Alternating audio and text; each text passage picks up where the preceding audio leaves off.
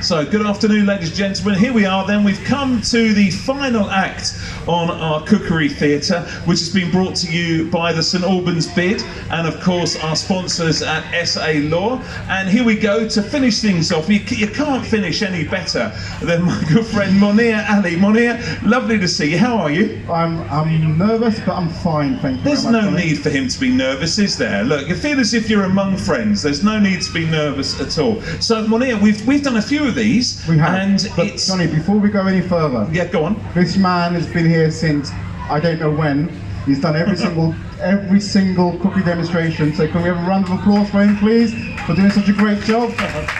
Yeah, he does it tirelessly, no effort. Thank you very much. That's very sweet of you. So, listen, let's get on to the matter in hand. The most important thing, it says on my notes, it's healthy swaps. Yes. So what does that mean, healthy swaps? Healthy swaps. So, as part of my life, I'm a diabetic coach as well, type 2 diabetic coach. I help people reduce their sugar levels and kind of manage them through that transition period and kind of looking after the glucose and the health and stuff. And one of the biggest issues is healthy swaps. So we're doing a kind of breakfast brunch swap. So normally people go for toast, oats, cereal in the morning for breakfast, and that is high in carb. So 2 toasts with some jam, your cup of tea. How many grams of carbs do you think are in that? Oh gosh, I don't know, but I would imagine with the toast, too many anyway. From what Too many. I couldn't give an exact number on it, but too many, I would say. It's 38 grams of carbs in 2 slices of toast and your jam in the day. So, but what should we be having then? How does that equate to what should we be having? So, for type 2 diabetic, we want to reduce that down. We're not saying cut it out, we're just saying reduce it down. So, you want to be looking at about 100 grams throughout your day. But say, for example, you take your sandwich at lunchtime, that will have another about 68. So, by the time you get to lunch, slices, you're done. So, what we're going to do today, we're going to start off with a Mexican avocado salad. Which is tasty. Now, I've got to be honest with you on this one. This isn't my recipe, and I discovered it from my daughter, who made it 2 weeks ago, and I was like, great, I've got it. Okay, yeah, she's right there at the back. Ariana, say hello to everybody. She introduced it to me, and it was absolutely amazing. It was absolutely amazing. So hopefully I can do justice to it on that slide. Right there. So where do we start? What's the first thing? Right. The first thing is it comes in 3 parts. So the marinade is a lime, honey, and garlic marinade. So I made this last night and done that. With the chicken, you marinate the chicken for about 10 to 15, about 30 minutes, but overnight it preferably. So I've done that already on here. And what is the marinade? The marinade is exactly this. Right, okay. It's the lime marinade, lime, garlic and honey. And then you mix it in with chipotle powder. No? Not chipotle? How do you say it? Oh, I see. So you thought you were being questioned. Yeah, I thought I was being double checked on that one. Don't worry, come on, relax. So these two have been here all the way through, and they're just making copious notes. Okay. They're going home. They're eating everything that we've prepared this afternoon. So yeah. So you marinate it all together. Give it a good massage in. Get it done. Let it sit overnight if you can, and then just pop it into the fryer. And you're using one of these griddle pans as well. Yes, and I've learned from last year. Just so it doesn't stick to the bottom. And you're using fry light again. This is one of the key things. Sometimes people may pour in a lot of oil, and it swims in oil, but you're just really spraying that on gently just to give enough so it doesn't stick. Yeah. So I didn't realise this. Olive oil and normal oil. For a tablespoon of oil, you're looking at about 160 calories for a tablespoon of oil in there. So try and swap that out, reduce the kind of amount of calories you put in. This is 1 calorie per spray. Yeah, so it's good. He's hungry, so I'm going to put all of it in. Okay. With diabetes, we seem to be more and more aware of it and talking about it a lot more. Has it come about, the increase in the diet that people are eating nowadays and the food that's available and the habits, or is it something that's just sort of genetic within us? It's a combination of all of the above, John. It's the genetics, it's our lifestyles, it's our activity, and importantly, it's the food that we eat as well. In since 2021 to 2022, there were 2.85 million people diagnosed with diabetes. And they're expecting that to go up a little bit higher as well this year. And each year there's about 285,000 people who are diagnosed, and there's about 500,000 people who are gone unchecked, who don't go to the doctors, who don't get any blood tests, who don't go for a health check either. So if you're over 35, you've got a waist like mine, over 36 inches, go and get a checkup by the doctors, because you're probably more prevalent to get diabetes on that, especially if you're from a South Asian background as well. And if you're slightly overweight, go and get checked up, otherwise you might leave it for too long like I did. Really? So your cultural background, because when people talk, we were talking about this on the radio a couple of weeks ago on my radio show about prostate cancer, how Afro-Caribbean gentlemen could be more at risk. And when we talk about diabetes, there could be the Asian culture, it could be... Yeah. That's interesting. So genetically, the South Asian community is more prevalent to diabetes, as with the Afro-Caribbean community, and also the Middle Eastern and the North African community as well. But if you're also Caucasian, you've got a high level of expense if you're overweight. If you're overweight in the obese category, then yeah, absolutely. And is it something as simple as a blood test? Simple as a blood test. Go and get your bloods checked by a doctor. Everybody is allowed to have that kind of MOT health check. Go in once a year, just kind of keep track of it, and they'll tell you if you need to take any further action on that as well. Right, okay, so that's been going for about sort of, I would say about 2 or 3 minutes now. Yeah, we're going to cook it for about 4 minutes on either side, so another 2 minutes on that, and then and then the rest of it is pretty simple. Going to get the base ready, which is the lettuce. You've got the iceberg lettuce. Now, we have this big debate about the iceberg lettuce, where I'm embarrassed to say that my children call it a McDonald's lettuce, because it's the one that the McDonald's use. Some people have just said it's tasteless. But I mean, the debate with lettuces, I think it's got a nice crunch to it. It's got a lovely crunch to it, and brings that bit of, I mean, the flavour, there is not a massive flavour in it, but I suppose it's things that you can use that's bringing a bit of substance. The flavour comes from the marinade and the other ingredients you put into it. So it kind of, as long as the marinade kind of coats over it, and you pick it up, and it's a lovely texture to it as well. So I've thrown the iceberg lettuce in there, a couple of tomatoes, cherry tomatoes, half cherry tomatoes in there, and we're just going to build it up. And the beauty of this is when we're doing the lifestyle coaching, we teach people to do some meal plans as well. So ideally, if you've had grilled chicken the night before, you can then reuse it, repurpose that chicken left over for a salad as well. And this is a really easy one to kind of put together on that. When you're doing this sort of coaching, it is very much about lifestyle, is it? So it's not just I'm going to eat this, but your whole lifestyle and your approach to food is the most key important thing. The most important element of it is mindset. It's getting you to kind of change the way you view things, change the way you view your activity levels, the food levels, and how you kind of perceive yourself as well. So if you start thinking about the differences your life would be like if you started kind of I've lost track now. What were you saying? No, about life change, about mindset. Yeah, mindset is good. You just got to start looking at what you're doing and trying to form new habits from them. So the habits that we get into are sometimes bad habits. So we want to try and change that to make it better habits, bigger habits. The biggest challenge, the food bit is always a challenge for everybody, because we're stuck in this social concept of what we should eat. That's because of our cultural backgrounds, society, and those people who sell us food, the advertisers, the manufacturers. They want us to eat their food. So if you go to any shop, the cheapest options is always carb-based. The Tesco meal deals, for example, you get the sandwich, you get a snack, and you get the crisp and a drink. Combined together, that's about 780 calories you're looking at. That's a nice meal. In terms of carb-wise, we're looking at about 68 to 70 grams of carbs just for that one meal, and I bet you, and I guarantee you, when you've eaten that, you're still peckish. You still want some more food later on. So, better turn this around with those. So when we're looking at our food, we shouldn't just look at the calories. We should really look at the carb intake as well. Absolutely, 100%. It's a minefield, Munir, out there, isn't it? It is, and that's what we try and do. We're trying to help people understand that.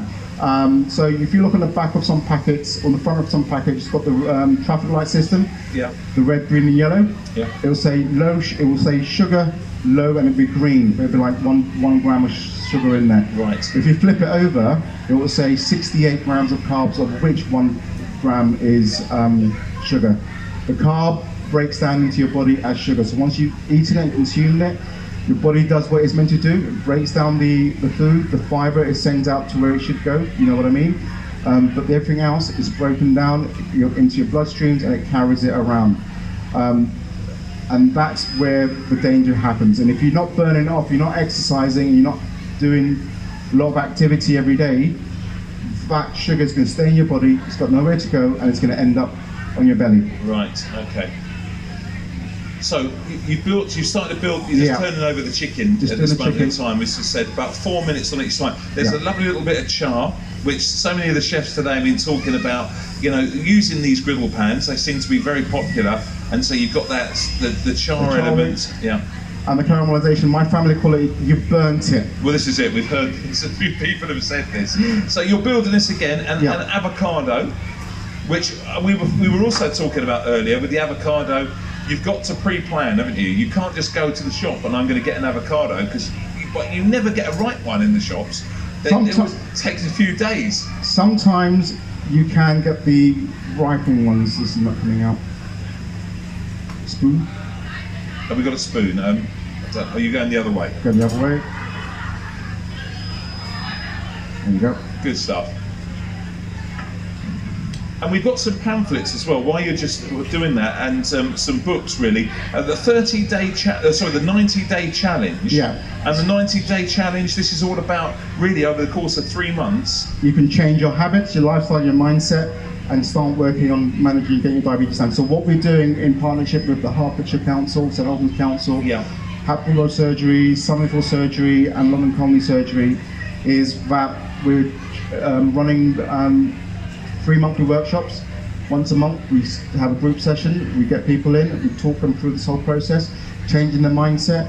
We've got a PT who comes in and does exercise with them as well, and that's helping people change their attitude towards food, change their attitude towards healthy living as well.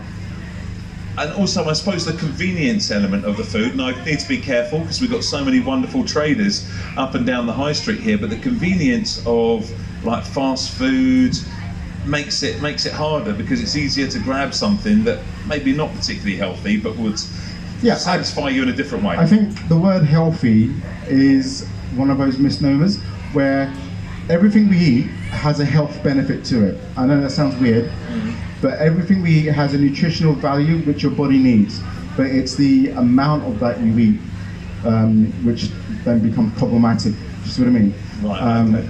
So if you're eating fried chicken every day, that's not good for you. But if you're eating it once every 2 weeks, once every 3 weeks, then that's absolutely fine. In moderation is what we're looking at on that one. So that's... So the chicken's looking absolutely glorious there, and also the smells of it are coming up as well. And that's just that marinade, and I suppose the honey gives it that little bit of char as the honey catches the bottom. Yeah, absolutely. Caramelization on that, so I use the word, big words. There we are. We're throwing them out there today. And what if people want to be part of this, then how do they go about being part of the 90-day challenge and with this organised with the classes and everything that are going on?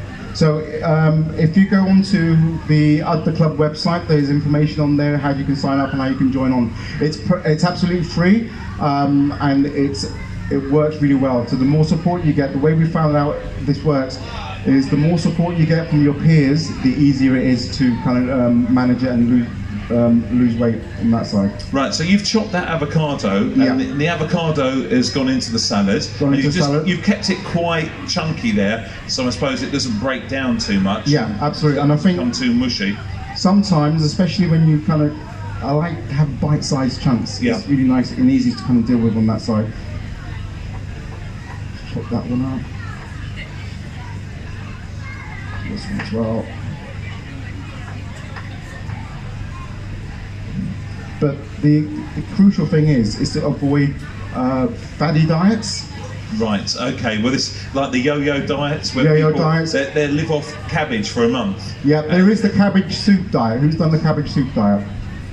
Yeah, nobody who's in a relationship has probably done that one. Absolutely not. Or you won't be in a relationship for long if you do. There's different elements come into it. But yes, there are people that have these different diets, and they will lose weight, but then as soon as they stop it, then they go back to the old way. Yeah, so absolutely. it's coming back to what you're saying about mindset. Yeah, and we don't tell people to go on a diet. It's not about dieting, it's about balance of food.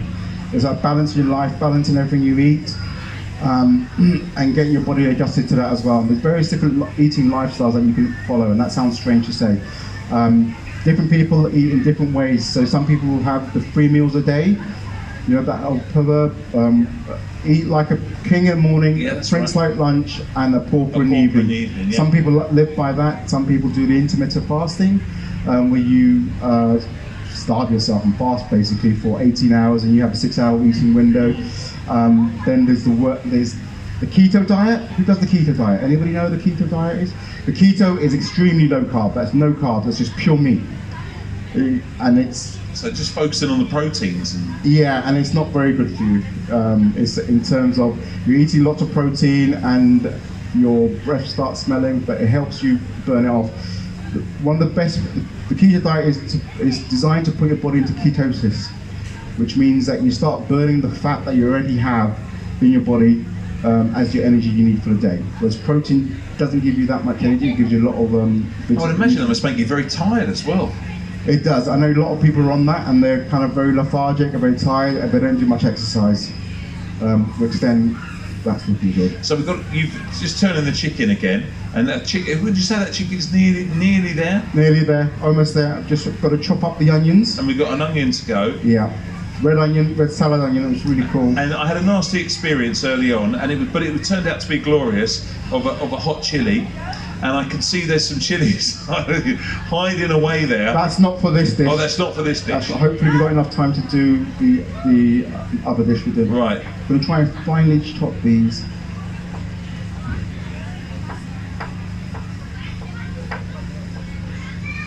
Good chopping. I'm trying to do it Sorry, slowly. you don't want anyone talking to you. Yeah, no, I looked the other way. Last year I was chopping and I cut my fingers. Did you? Yeah. You hit that well. I can't remember that happening. It started bleeding everywhere, so but I've left to the back. So finally chop these as much as you can, and that goes in So there. at home with your family, is this something that you've sort of adopted, this mindset? Has it? I mean, it's not just you. Everyone else has had to buy into it, and has it caused a problem? Or it does cause a problem sometimes, and at the end of the day, we're all just human. We do make certain errors, so we try and stick to it for as much as we can. Yeah. But there may be times that we go out for dinner, or then there's something that we just have to eat. But nothing's off the table. So in terms of a carb type 2 eating lifestyle, nothing's off the table. It's just moderation. So instead of, I'm from a Bengali background, and when we used to eat rice, we used to eat 2 or 3 plates of rice with our curry. That's changed now, so we're just going to reduce the amount of rice I have. I'm going for about 100, 150 grams of rice for each meal. Then I double it up with the curry and the peripherals around it. Do you know, the whole element of discipline is so key at this, isn't it? Yeah, discipline and motivation. Discipline, we all fall off the wagon once in a while. I've done that. I had a packet of crisps the other day. A couple of packet crisps. All right, okay. If I wasn't honest about this, my daughter will start. I was going to say it's confession coming through. But no, that's the thing. We're human and we make mistakes. But as long as you realise the mistakes you're making and you fix it, the other way to kind of think about it is, who likes custard creams? Put your hands up. Custard creams. Chocolate. A lot of hands there. Chocolate digestives. Mars bars. Right. Let me put it into. This is how my brain started thinking. 1 custard cream is about 75 calories, and about 30% of that is pure sugar, and then the other bits are carbohydrates. If you were to burn that off, but people say, I'm going to eat this and I'll burn it off at the gym. How long and what do you have to do to burn that off, do you reckon? How long? 1 hour. 1 hour for a custard cream. So a custard cream is 20 minutes on a treadmill. Only. You're not going to eat 1 biscuit though, are you? You're going to have 2 or 3. So that's 150, that's 300 calories. That's a 5K run. Okay, so you've got to start thinking of it like that, on that side. The reality there is quite scary, isn't it, yeah, really? No, absolutely. You start thinking it in that terms, you start wondering, am I going to be able to go and run that off? Ideally, you won't be. So right. We've got that with let's get a little move on with the salad. Yes, get the salad sorted. Sorry. I need some coriander. That's flat leaf parsley. Coriander. There's the coriander. They are separated at birth, aren't they, to look at? Yes. And it can be a bit of a tricky one. The coriander and the parsley, they're the flat leafed. So. Coriander is a little bit of a love-hate. Some people like it, some people don't. But it enhances this salad, does it? It just gives it, lifts it a little bit. Absolutely. And it's that Mexican taste to it. It's coriander, the lime, the sweet corn.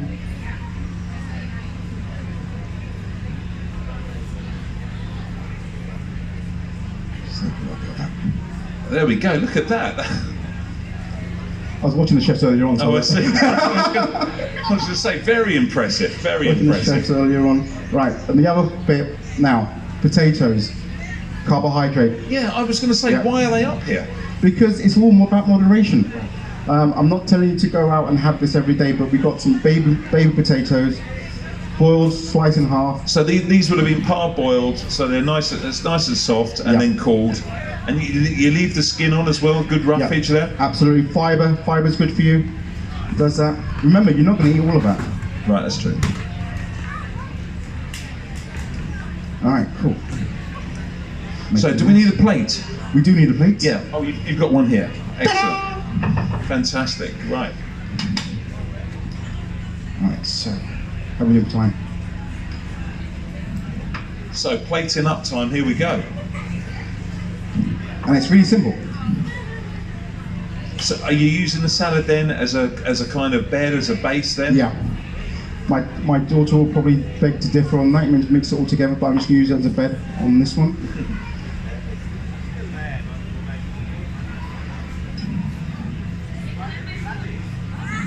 That is perfect. Look at that, absolutely moist in the middle, looking glorious. Who's hungry?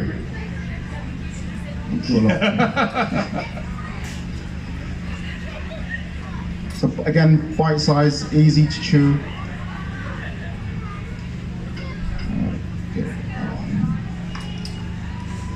And this would be something that, I mean, we've probably got there, I don't know, 3 chicken breasts, maybe, is it? Oh, these are the chicken fillets, the smaller ones. The You know, the bits you get on the side? Yes, yeah. This is what they are. Pop it on. Put a bit more sweet corn. And also, I would say, Munir, not massively expensive as well. No, absolutely not. You know, sort of very simplistic, straightforward, but full of flavour and full of health, full of crunch. You've got a balance there of your carbs with the potatoes, the healthy salad, the flavoursome chicken.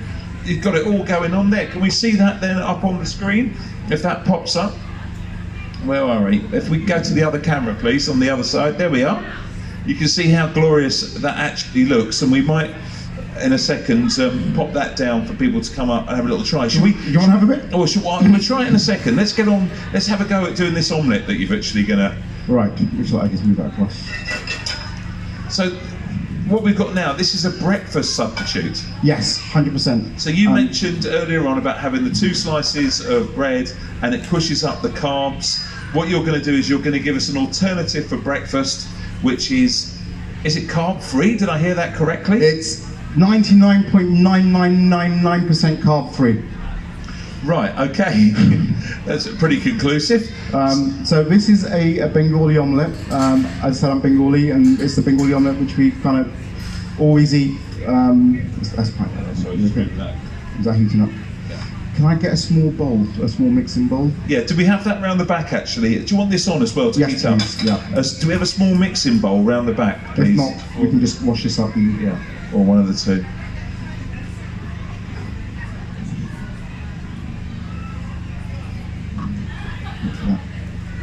Right. So the bigger one actually. A slightly bigger one if possible, please.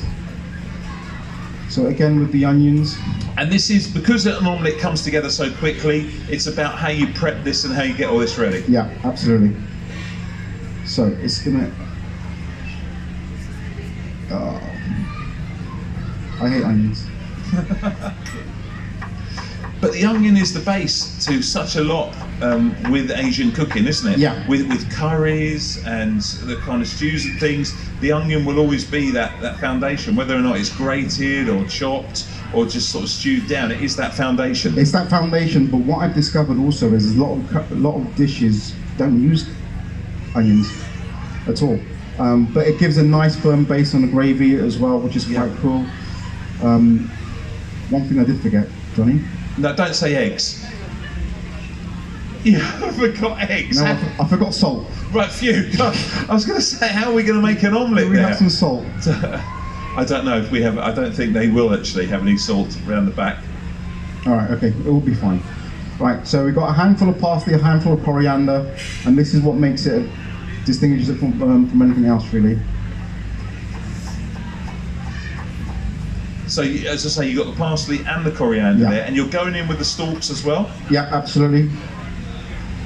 Nutritious, fibrous, all the vitamins you need in there as well. Literally, you've just put coriander, onion, and parsley Can I chopped have a up. bigger bowl? Yeah, of course. It's the bigger bowl.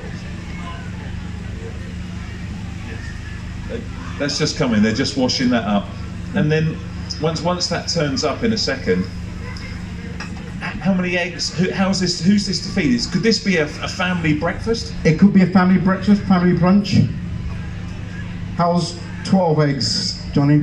12 eggs. I think everyone's all right with that. Are they 12 eggs? I'm sure that's enough to feed everyone that's actually going on. I tell you, while we're waiting for that money, so it's all very exciting because next week the finalists or the final of the St Albans Food and Drink Awards is taking place. Yes. Are you going to be there? I am definitely going to be there. Looking forward to it. I shall see you there. One of the highlights of my year. Yeah, indeed. On that side.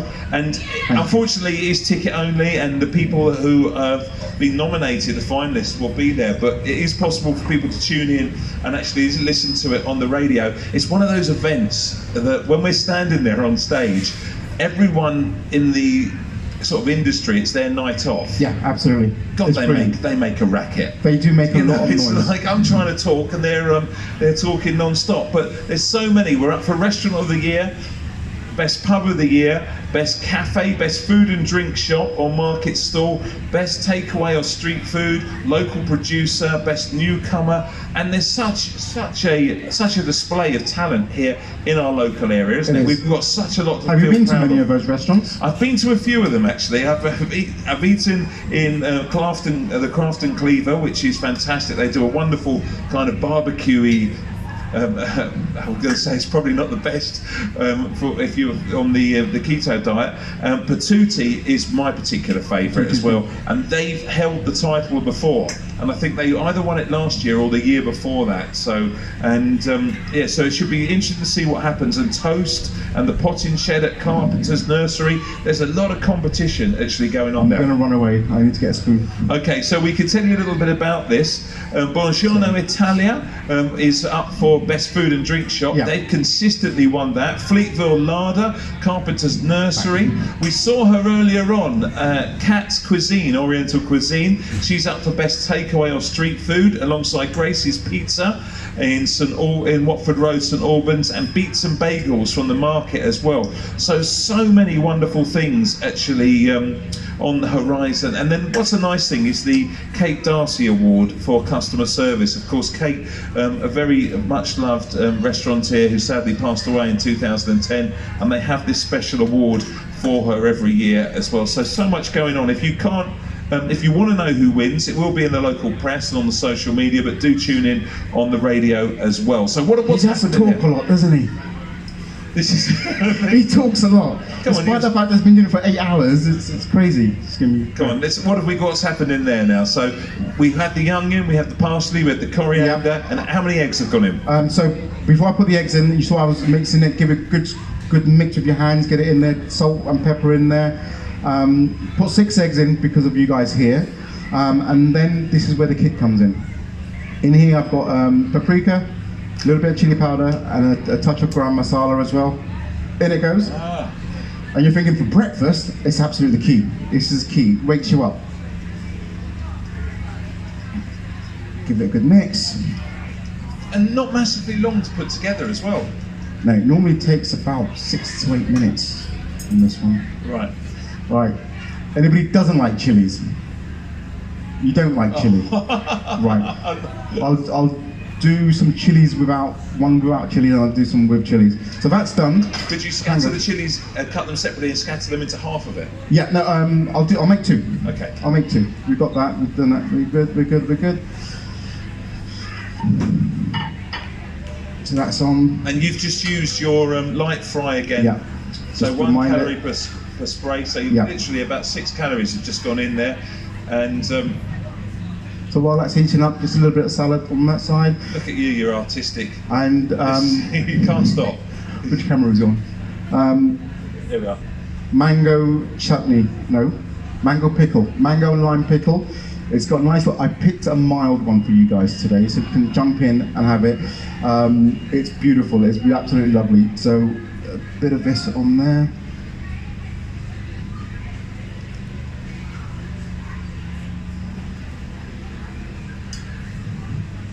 Right. I'm interested to see what's going to happen when the omelette hits the pan there. So, is it hot enough down there? Is that the full flame? Yeah, that should be. That's the hottest it Yeah, it goes. should be okay. Yeah, there's a.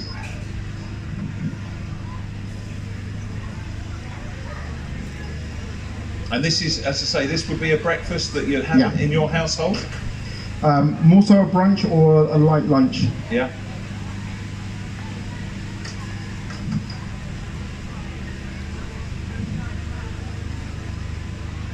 And you've got a good pan there. Got a lovely pan. Yeah, that's the key important, to isn't it? Yeah. Cool. Let that cook for a couple of seconds, and then we're going to try and do a quick Bengali salad. You okay for time? Yeah, we're okay. We've got 5 minutes left, so we're okay there. Just you be careful there, chopping away. What should we be, while you're doing that, if I keep an eye on this, what should we be looking at? Should it be just starting to set, or do you want it gooey in the middle? No, it's got to set. This is not a traditional Western omelette. It's got to be cooked right through. So it'll start rising slowly as well. The edges will start kind of folding in. When that's done, we're going to try and turn it over. Right, okay. And as you say, a light lunch, very simple to do, straightforward to do. Here come the chilies, everybody. Sorry, it's got to go in. Just at home, would that definitely be the chili is on the menu at home? Every single meal. Have you tried cheese and onion and chili sandwich? A cheese and onion and chili sandwich? Yeah. Any particular cheese or? It's got to be mature. A mature cheddar, Yeah, cheddar absolutely. that's got a little bit of bite to it. Yeah. Fights back against the chilies. Okay, I'm just looking at that. That looks good. Wow, gosh. All right, another minute on that, and then we'll flip it over. And you flip it over so it actually cooks on the other side as well. So if I was at home, I'd put the plate on top and just I'm flip with you, over. yeah. What are you going to do here in front of these people? Panic? I'm sure it'll be fine. Nobody will look if it all goes wrong. I'm sure it won't. But yeah, we can see it starting the thinner parts. Yeah. So that's just normal tomato, coriander,